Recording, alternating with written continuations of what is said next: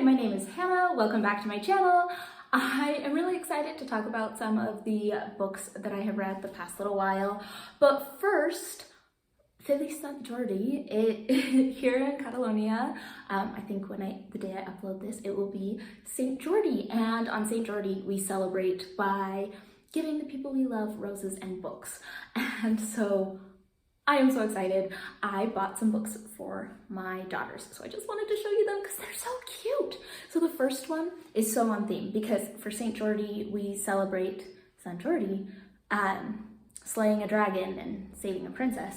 And look at this cute little book.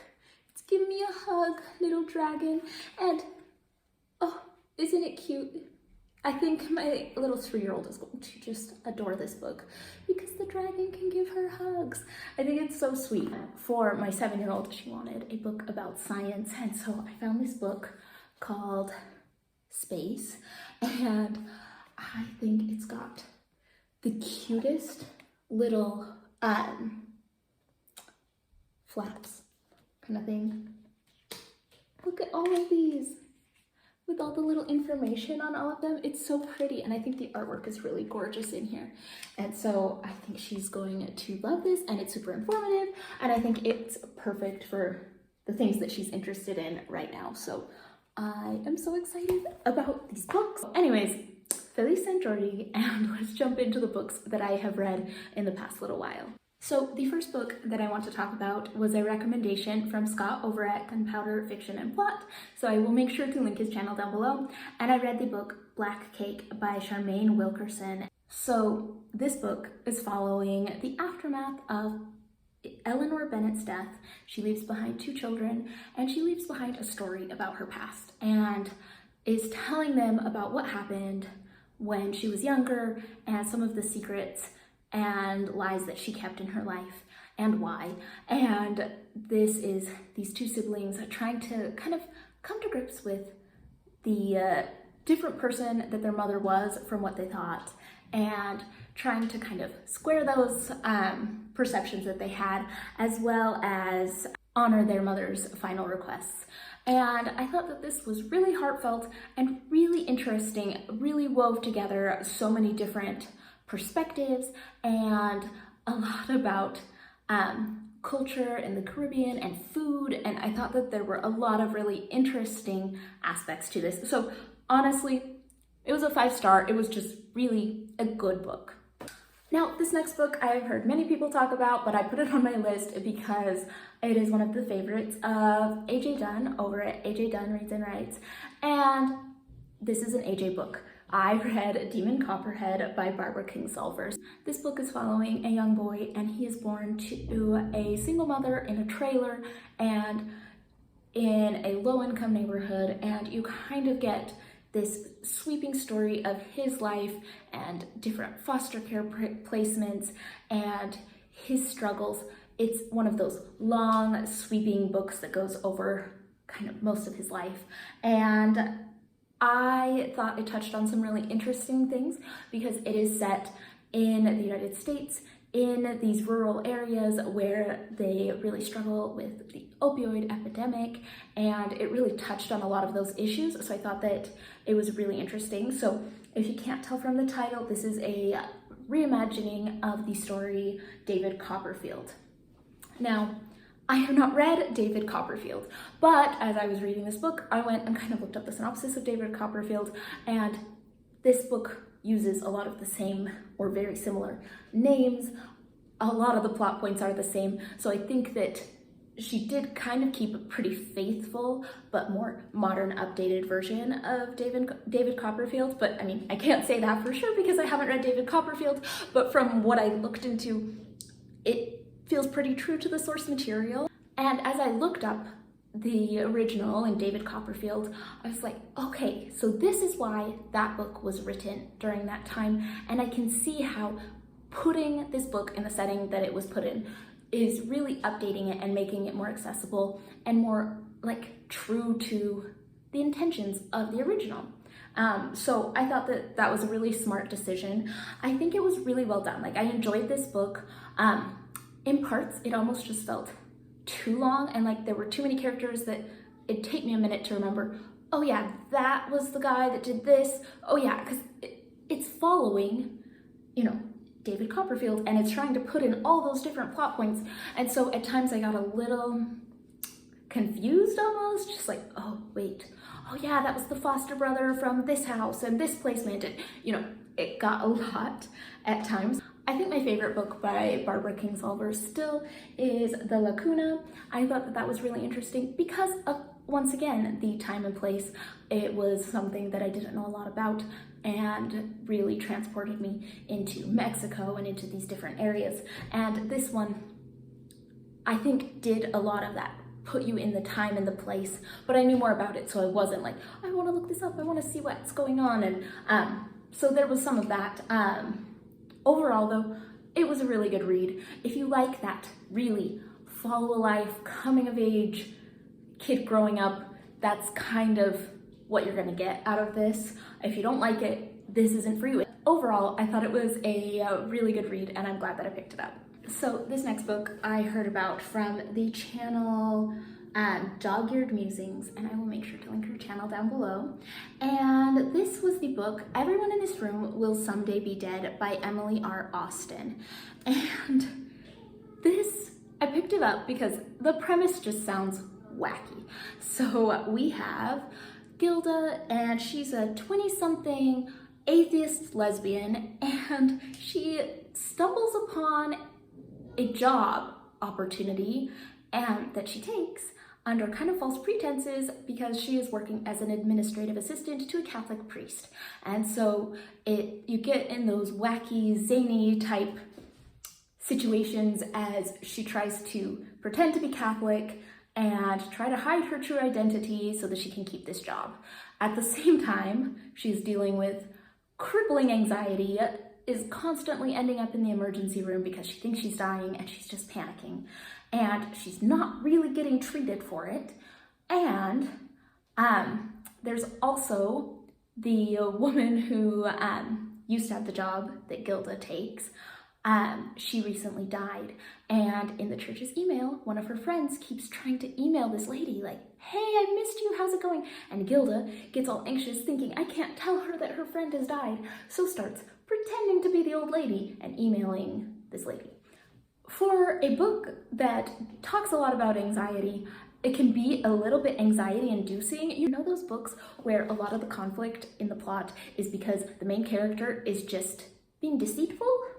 And I find that so anxiety-inducing. I'm like, tell the truth. You do not have to keep doing this. Just, you're making your whole life difficult. Stop it. And I think that that was the intention in the book, because I think a lot of Gilda's problems is that she can't face things head on, and her family struggles to deal with problems and address them and get the right treatment for them. And so it's her trying to realize that she needs to treat her own self with compassion and treat herself the way that she thinks other people need to be treated. She's obviously going through some things, and I feel like that was kind of hard to read, and you felt a little bit stuck in her head for quite a bit of that book. Overall, I enjoyed this book. It was like, okay. I think it had touched on a lot of really interesting topics, but was also trying to be light, and I wasn't quite sure if it addressed all the topics or was light enough. It was kind of like, I wished that it had either been more humorous and more light, or more in-depth and maybe shown some of the steps of really dealing with some of her mental issues that I don't know if she properly addressed. Because by the end, I feel like everything kind of tied up neatly, and it's like, yeah, and she's fixed, or she's on the way to being fixed. And I wanted to feel like I really knew that she was putting in the work to do that. So I thought it was good. I am not gonna say this was my favorite book ever, but I thought it had some interesting things and just such an off-the-wall premise. It was an interesting one to pick up.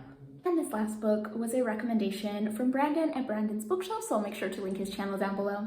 And this was Wintering, The Power of Rest and Retreat in Difficult Times by Catherine May. This book was an interesting mix of something. So it had a little bit of that self-help element in that it was trying to kind of give you an idea of things to think about and ways to improve your life, but a lot of it was focused on the author's own personal experiences and read a lot like a memoir. And she also tried to do some study and look at different cultures and what they do to winter. So the idea behind wintering that she presents is that, animals in nature in abundant times, they might be scurrying around collecting fruit and whatever else, but they're preparing for winter. And in winter, it's a time to slow down, take stock of your surroundings, and grow and heal, and then be ready for the next spring and summer. And in everyone's lives, we all go through times when we are wintering, whether it's from big changes, grief, any sort of real struggle in your life.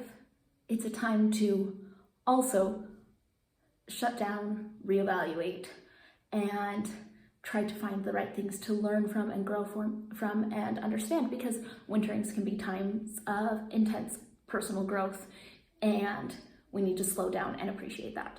So I liked the idea of it. I thought there were a lot of things that I thought of that I was like, yeah, I get this. Like, okay, in the abundant times, I need to be really making a good support system, because in the wintering times, that's not the time to be out trying to fix that. It's the time to sit back and relax and maybe reach out to the people that I already have in my life. And, I thought a lot of things that went along with this were very applicable. For me personally, I really was glad that I read it right now. I think I might not have liked it very much at a different time, but I'm going through a time of a lot of change in my life right now. So I really appreciated this reminder to be mindful and try to focus on the important things and be aware of the changes and look at things in perspective. And I really appreciated the emphasis on mindfulness during times of change. And I thought that I really needed that right now personally in my life. So I really appreciated this book. Like, for me right now, it was a 4-star. Overall, I'm not quite sure. The writing was really beautiful in this. I think that she came from a privileged place. And while her suggestions were good, they came from a place of privilege. And if she had addressed that and talked about maybe some ways to apply the ideas of what she was talking about, when you don't have the same bandwidth that she has, maybe it would have been more effective. So, for example, she talks about how she was going through a difficult time with her health. So she cut back on work and stopped going into work. There are so many people who cannot cut back on work. That's not just oh yes, when I'm going through a difficult time, I should cut back my hours at work. Some people need to eat and pay rent. And had she acknowledged that and talked about how, well, the important thing is maybe the mindfulness and the thought processes and, maybe the extra things, that would have maybe made it feel more accessible instead of a little privileged, like, oh yes, if you're struggling, you know what you should do? You should go to some hot springs in Sweden or something. Like that, it doesn't really connect with everyone. So while I thought the ideas were great and they were coming from her own personal experience, so I don't fault her. I think her taking time off of work for her was necessary and a great thing. But when she's trying to extrapolate those ideas to other people, it does kind of come across a little privilegey to just say, yeah, why don't you just take off work? You could just work less or quit your job altogether when you're going through a hard time. Many people cannot do that. So I thought that there were some things that just didn't feel like they were acknowledged super well, but I really liked the idea of this. So I don't really know where to put this book, like for me personally, for the reminder, for how helpful I found it. I'd give it like 4, but overall it's like 2 or 3 maybe.